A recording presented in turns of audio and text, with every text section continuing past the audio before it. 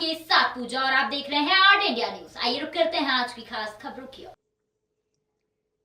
नगरीय निकाय चुनाव को लेकर कांग्रेस और बीजेपी दोनों की तैयारियां जोरों पर है। दोनों ही पार्टी अपनी परिषद बनाए, इसके लिए हर संभव कोशिश कर रही है। इसी के चलते कांग्रेस भी मैदान में पूरी तैयारी से उतर चुकी है और कांग्रेस कार्यकर्ताओं को एकजुट करने में लगी हुई है। इसी के चलते इंदौर संभागीय सम्मेलन का आयोजन किया गया, जिसमें पूर्व मुख्यमंत्री कमलनाथ भी मौजूद रहे। नगरीय निकाय चुनाव की तैयारियों को लेकर कांग्रेस ने महासम्मेलन का आयोजन बास्केटबॉल में किया, जिसमें कांग्रेस के बड़े नेता पूर्व मंत्री जीतू पटवारी, सज्जन वर्मा, बाला बच्चन, विजयलक्ष्मी साधु सहित बड़ी संख्या में कांग्रेस कार्यकर्ता मौजूद रहे। वहीं एक बार फिर आयोजन में अनुशासन का पालन नहीं किया गया। कमलनाथ के संबोधन के दौरान लगातार कार्यकर्ता नारे लगा रहे थे।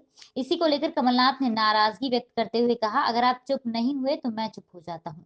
वहीं पूर्व मुख्यमंत्री कमलनाथ ने कहा कि मुझे परिवार में आने में खुशी मिलती है, मुझे हौसला मिलता है, क्योंकि आपने कांग्रेस की नींव बनाकर रखी है। आप यहाँ क्यों आए हैं? यहाँ कोई ठेका नहीं मिल रहा है, यहाँ कोई कमीशन नहीं मिल रहा है, यहाँ कोई कमीशन नहीं मिल रहा है। यहाँ आप आए हैं अपना घर छोड़कर, काम छोड़कर, क्योंकि आपको कांग्रेस पर विश्वास है और यही कांग्रेस की निष्ठा है।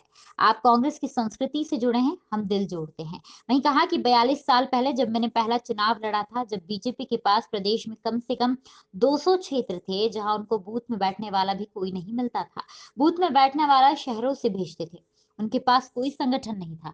और जब से पंचायत और नगर पालिका का चुनाव शुरू हुआ है तो संगठन बनना शुरू हुआ, क्योंकि जो जीता वो कांग्रेस से और हमारा जो 4-5 हारे वो बीजेपी के। उनको तो घर बिठा बिठाए उनको संगठन मिल गया। ये स्थिति थी भारतीय जनता पार्टी की, मैंने देखा है। आज हमारा मुकाबला भारतीय जनता पार्टी से नहीं है, उनके संगठन से मुकाबला है। आप जनता के बीच में जाएं और आपको माफी मांगने की जरूरत नहीं है। छाती ठोक कर कहें कि हमने 11 महीने की सरकार में काम किया है। वहीं कृषि कानून को समझाते हुए कहा कि तीनों कानून किसान के हित में नहीं है, इसलिए हम इसका विरोध कर रहे हैं। इस कानून से मध्य प्रदेश को भी नुकसान होगा। वहीं कहा कि कमलनाथ को कोई दबा नहीं सकता है। शिवराज पर निशाना साधते हुए कहा कि शिवराज जी को झूठ बोले बिना। वहीं उन्होंने मुख्यमंत्री शिवराज सिंह चौहान पर निशाना साधते हुए कहा कि शिवराज जी को झूठ बोले बिना खाना हजम नहीं होगा। वही कहा कि इनकी राजनीति समझने की जरूरत है। डीजल के भाव बढ़ना है तो राम मंदिर की चंदा नीति शुरू कर दी, ताकि जनता का ध्यान भटका सके। वहीं एक बार फिर पुलिस वालों को समझाइश देते हुए कहा कि समझाइए पुलिस वालों को कि वर्दी की इज्जत करें, समझाए अधिकारियों को, क्योंकि भविष्य बहुत लंबा होता है। और एक बार फिर कांग्रेस का झंडा विधानसभा में फहराएगा। हमेशा परंपरा रही है कि अध्यक्ष सरकार का होता है और उपाध्यक्ष विपक्ष के होते हैं। पिछली दफे जब कांग्रेस की सरकार बनी थी, भारतीय जनता पार्टी ने ये परंपरा जो थी इसके विपरीत कैंडिडेट खड़ा करेगा और हमने उनसे कहा कि ये परंपरा को आप समाप्त मत करिए, क्योंकि लोकसभा में भी है, बाकी सब राज्यों में ऐसी है। उन्होंने नहीं माना और आखिरी मिनट तक जब मैंने उनसे निवेदन किया कि आप विड्रॉ कर लें, जब नहीं किया तो हमने वोटिंग कराई। जब उन्होंने ये परंपरा का उल्लंघन किया तब हमने कहा कि तब उपाध्यक्ष के लिए हम भी कैंडिडेट खड़ा करेंगे। हमें मजबूर होकर खड़ा करना पड़ा। पर अब इस दफ़े सुबह हमने मीटिंग करी और हमने तय किया कि बीजेपी की नकल हम नहीं करनी चाहिए। हम अध्यक्ष की गरिमा को देखते हुए हम कोई कैंडिडेट नहीं खड़ा करें, तो इसलिए हम कोई कैंडिडेट नहीं खड़ा करें, वो यूनानिमसली चुन लिया जाए। उपाध्यक्ष के लिए जो चुनाव आएगा ये बीजेपी के ऊपर है कि बीजेपी कोई सिद्धांत का, ये आज केवल यहाँ नहीं है, देश भर में सब सिद्धांत किनारे कर दी गए। आज धन बल की राजनीति, कलाकारी की राजनीति का जो उन्होंने प्रवेश करवाया है, ये एक बहुत, मैं सोचता हूँ, खतरेदार चिन्ह है भविष्य के लिए। सर, पीएम और निर्मला सीतारमण ने कहा कि प्राइवेट सेक्टर को बढ़ावा देना चाहिए। इनकी सोच ये है, जैसे कृषि क्षेत्र में भी ये प्राइवेट सेक्टर लाना चाहते हैं। कृषि क्षेत्र के 3 कानून हैं और मैं बड़े सरल भाषा में समझा दूँ। ये सबसे पहले है कि कृषि क्षेत्र में प्राइवेट सेक्टर का प्रवेश का आगमन, उनको मंडी का स्टेटस दे दिया जाएगा। जब मंडी का स्टेटस दिया जाएगा तो कोई भी बड़े उद्योगपति किसान के पास जा सकते हैं, और अगर समर्थन मूल्य 2000 है, वो कहीं हम 1700 में लेंगे।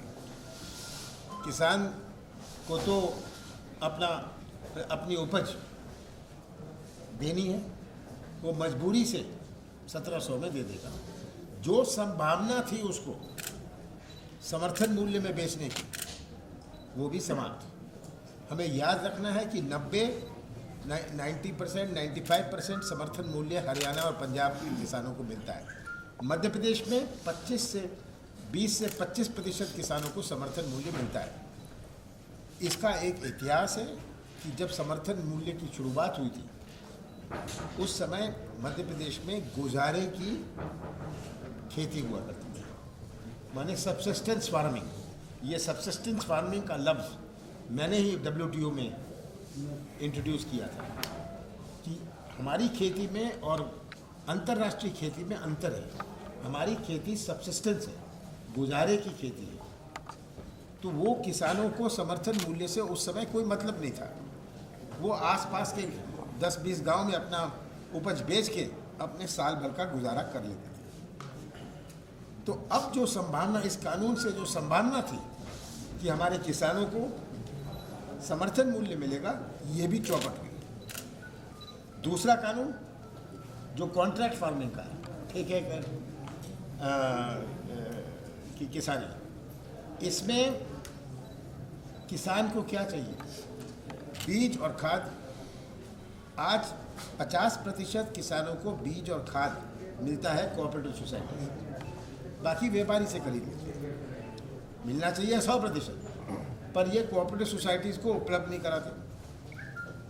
अब बड़ा उद्योगपति जाएगा किसान के पास, कोऑपरेटिव सोसाइटीज़ के पास कोई बीज और खाद नहीं होगा। जिस व्यापारी के पास होगा, बड़ा व्यापारी खरीद सकता है उससे, और किसान को कहेगा कि तुम्हारे पास बीज है, खाद है, बोनी का समय आ गया, किसान का पूरा मौसम ख़त्म हो जाएगा। वो मजबूरी में कहेगा हाँ जी आप ले, मैं आपका बीज और खाद लेता हूँ और उसका बंधुआ करता हूँ। तो बड़ी सरल भाषा में मैं ये समझा रहा हूँ कानून का। और तीसरा जो एसेंशियल कमोडिटीज एक्ट में स्टॉक लिमिट है, अब स्टॉक लिमिट हटा दिया गया। जितना स्टॉक करो, बड़े उद्योगपति के पास क्षमता है कि स्टॉक बढ़ाने की, स्टॉक रखने की। अगर ये स्टॉक रखता है और बाज़ार में शॉर्टेज होती है, जब भाव बढ़ जाएगा, सोयाबीन खरीदा, भाव बढ़ गया, बाज़ार में बेच दिया। तो ये 3 कानून हैं। हमारा मध्य प्रदेश में 70% हमारी अर्थव्यवस्था कृषि क्षेत्र पर आधारित है। ये इंदौर का बाज़ार चलता है जब किसान के पास क्रय शक्ति है, खरीदने की ताकत है। तो हमें ये बात याद रखनी है कि मध्य प्रदेश इससे सबसे ज़्यादा प्रभावित होगा। राजनीतिक तौर पर तो ये माना जाता है कि शिवराज जी आपके मित्र हैं और आप उनसे मिलने जाते हैं और वो आपसे मिलने आते हैं, तो फिर क्या कारण है कि ये जो राजनीतिक तकाजे हैं, विधानसभा अध्यक्ष का मामला हो या उपाध्यक्ष का, तो आप उनको सिखाते हैं, समझाते क्यों नहीं? मोदी जी भी मेरे मित्र हैं, अमित शाह भी मेरे मित्र हैं। हाँ, तो वो अपनी जगह है। कमलनाथ जी, नया ट्रेंड आ गया है राजनीति में, जैसे भी आपने कहा कि घुटने टेक दिए कांग्रेस ने, क्योंकि